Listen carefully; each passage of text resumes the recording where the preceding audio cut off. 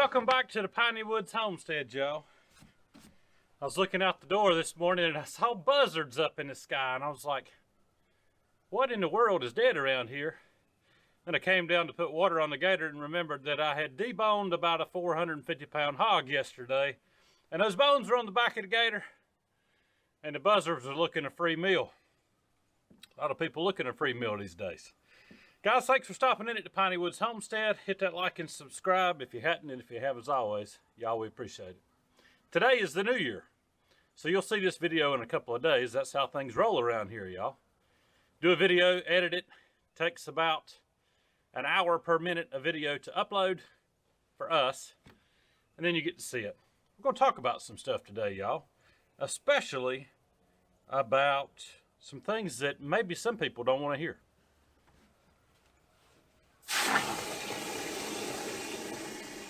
Y'all, I figured before I go down and water and feed these pigs, I'd show you kind of the scene from what Lisa and I experienced the past couple of days. We've been raising hogs for several years, and if you're new to the channel, grew up doing that sort of thing, y'all. My dad raised them commercially, started out in the woods in Sampson County, North Carolina. That's not where we're at now, y'all. We're in the Piedmont, but we're doing it kind of the old-fashioned way. But I built this frame to hoist up deer and pigs on out of 6x6 timbers. And I knew that this hog was going to be way heavier than a deer, so I kind of braced it up. And y'all, when I started winching, the whole thing started moving this way because I had a winch line hooked onto it from the front. And so I ended up having to put the excavator up on one corner, the bucket of it, and Lisa said, why don't you tie a rope to the back of that pine tree? So I did that, and y'all, that worked. That made it so we could actually get this beast of a hog up and get it skinned, because it's just the two of us, and it's easier for one person to skin a hog than it is to scald them. And yes, we do that too for barbecue pigs, if you've been following along. But so we got that done, and yesterday was all about butchering, because after we skin it, separate the hog in half, we actually put it in the back of Lisa's little Ranger pickup truck on clean plastic, wrapped it up, put big heavy bags of ice on it overnight, firmed it up, and you should have seen us struggling. I say you should have, because we have filmed, I think, a couple of hog butcherings at this point, and so we didn't film yesterday, but it was all that she and I together could do to get one half of a hog up onto the butcher table to work on that thing. Y'all, it was that heavy, and we are wore out today, so that's why you're getting another kind of walk and talk, doing some chores video. Plus, I wanted to comment on a few things that I think maybe some folks need to hear or want to hear.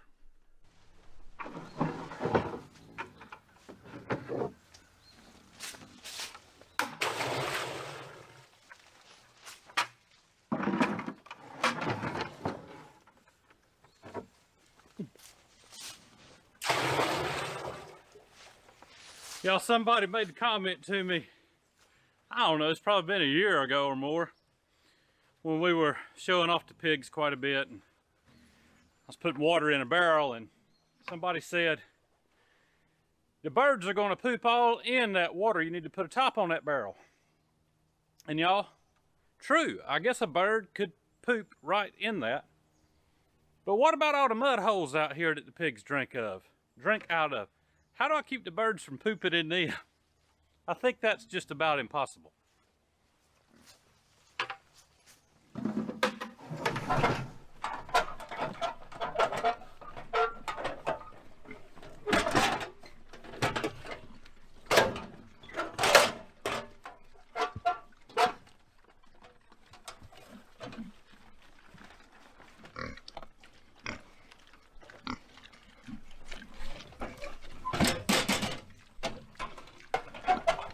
Y'all, it's a feeding frenzy out here. I feed these topping pigs once a day. Right now they are consuming 6 pounds on average per pig a day until they are done and ready for processing here at the end of the month. But if you notice how those pigs are just fighting over that feed, it's It's like a wrestling match down there, y'all. Wrestling. If any of you watched that growing up, maybe some of you still do. I used to sit around and watch it with one of my grandfathers. I think he thought it was real.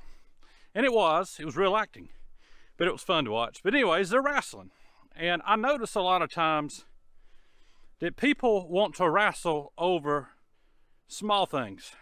They would rather wrestle over a hog waterer, how it should be set up, than wrestle over things that have lasting impact on a person's life.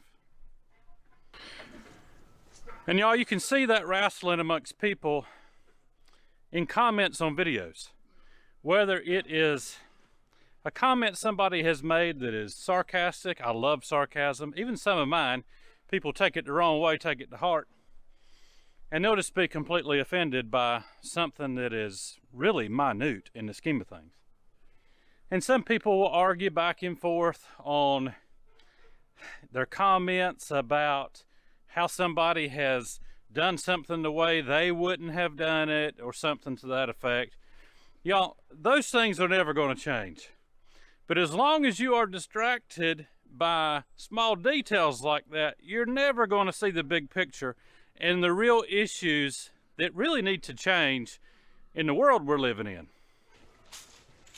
I love walking down to this food plot, which is the garden in the spring. But we always cover crop because it just helps the soil to come back that much healthier the next year.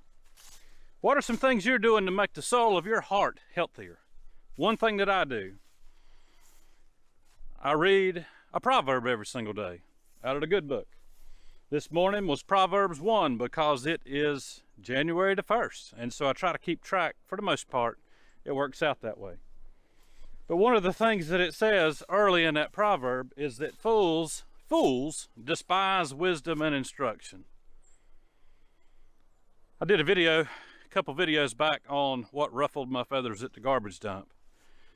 And my feathers were ruffled because I saw able-bodied men that were not willing to step up and help somebody that was in need of getting their garbage off the truck. Simple task. And there's nothing wrong with a little bit of righteous indignation, if I'm saying that right. There's nothing wrong with that. That's not being hateful in any way. That is just recognizing a problem.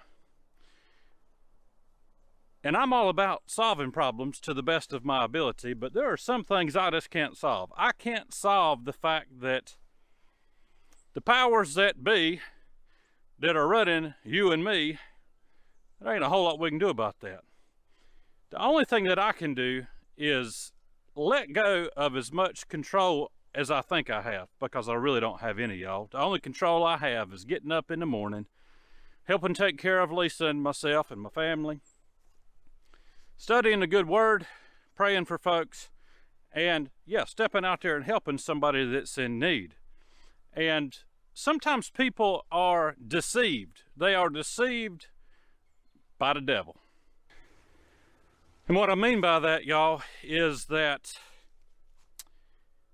the way that I choose to live my life may not be the way that somebody else chooses to live theirs.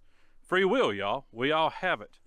But if we really want to look at the truth of the matter, we are taught how we should live, especially in those Proverbs.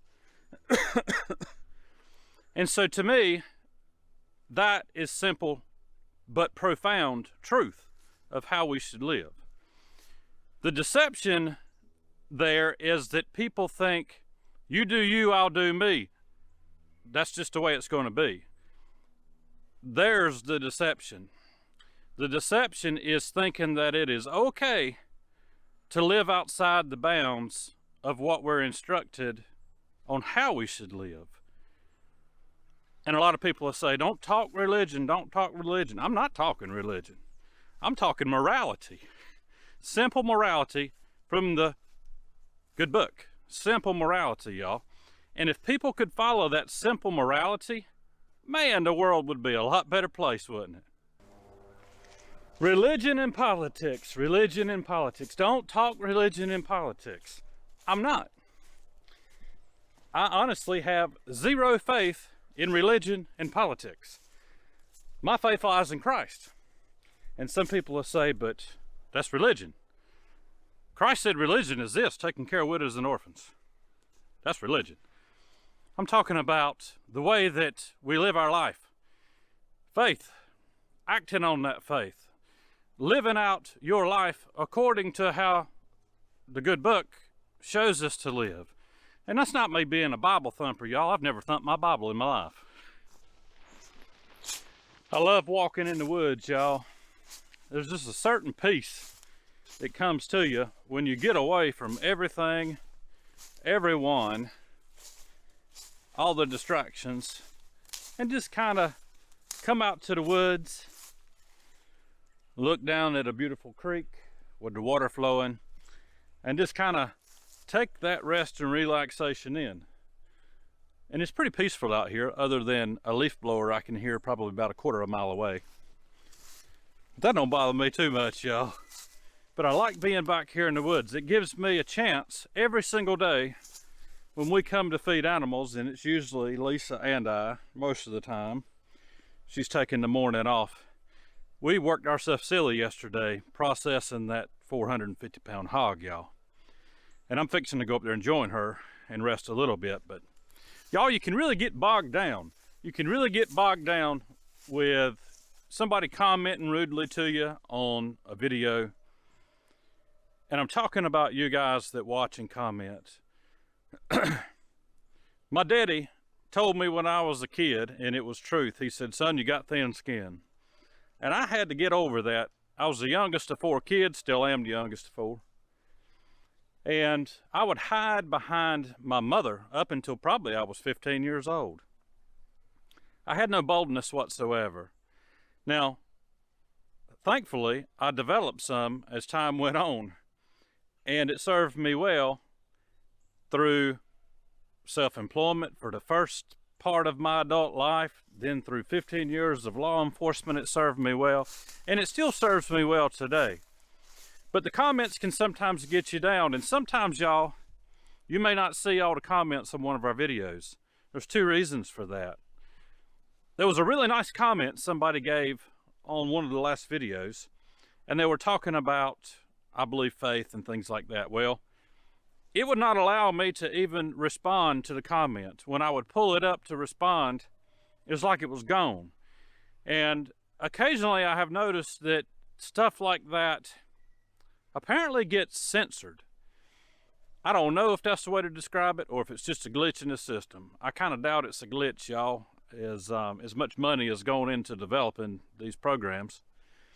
But I've noticed that comments like that get deleted, or at the very least, I'm not able to respond to them. So if you don't hear back from Lisa or I on a comment, and it's a good one, that's why. Sometimes, y'all, we get some hateful stuff and I have to delete it. Just because I don't want to ruin anybody else's day by somebody's ill will. Because I have found that there are, believe it or not, some people out there that are just jerks and they want to hurt people's feelings and make them have a bad day. But y'all, that's just the spirit of the devil, to be honest. It's just the spirit of evil. And so we try our best to keep that stuff at bay on our channel. We like to speak truth. And y'all, when I say truth, I'm talking about from a biblical perspective. The comment that I was referring to was somebody had mentioned that they don't know why they're drawn to channels like ours that appear, I think it was something like appear Christian on the surface, but don't come right out and say it. Well, if you watch a few more videos, you'll find out that's the opposite. But I can appreciate that, y'all. I can appreciate that somebody can watch our channel and know where and with whom our faith lies without us having to come out and say it. Because I think if we read the word, we will see that, yes, our lives should be a reflection of Christ without us having to come out and just say it every single video. Y'all, I've got about as much faith in the political system that we're living in, whether it is right here in our country or in the world, as I do in these hogs right here.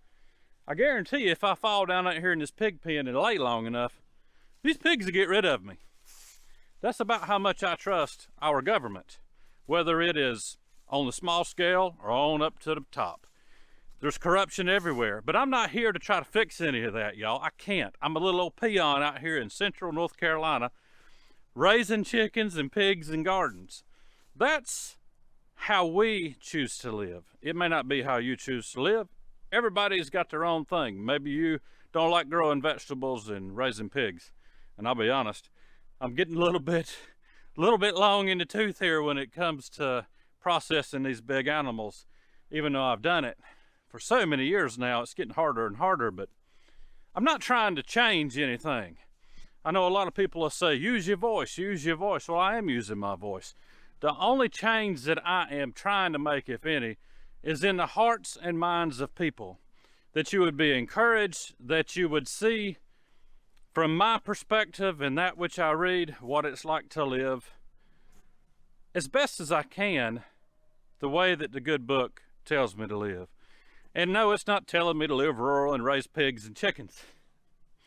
It's telling me to not be a fool, not to despise instruction. Just like that Proverbs this morning that I read was telling me all about. So y'all, that's probably not as hard hitting as some folks out there really raising on the situation in the world. It is what it is, y'all.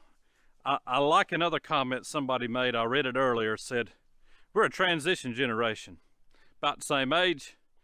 We remember what it's like to be neighborly, to help those in need, and now people are worried about being sued or getting hurt in the process. And yes, that is very true, y'all, very true. I lived that for 15 years when I was in law enforcement. They were scared to death that you would get sued over every little thing because they did get sued a lot. And so that is a fear that a lot of people will have, but be smart. I would probably not stop on the interstate in the pitch dark with a vehicle. I'd probably make that phone call and let the law do it. But at the same time, we got to make sure that we help our neighbors, because that's part of how we're to live, is helping other people, y'all, encouraging other folks.